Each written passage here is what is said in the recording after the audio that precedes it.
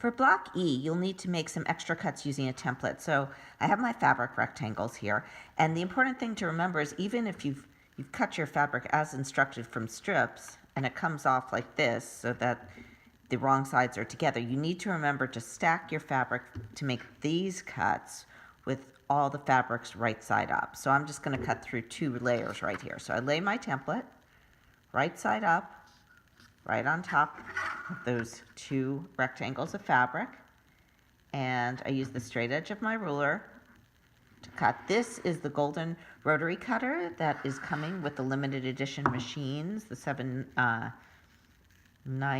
the 880s, I believe the 770s, and it's a great addition to your sewing room, but you can use any rotary cutter.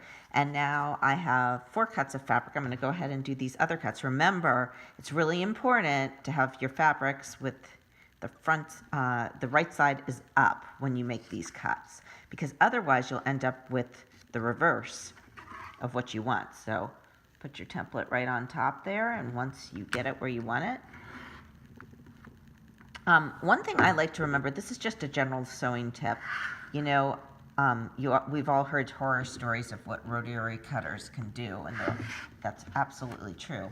But one of the things that I like to do when I'm cutting, especially when I'm cutting longer lengths of fabric, not like what you see here, but a longer length, I like to make sure, let me see if you can see this on camera, that my pinky is sitting on the edge of my ruler, because that makes it less likely that my fingers are going to get in the path of the rotary cutter.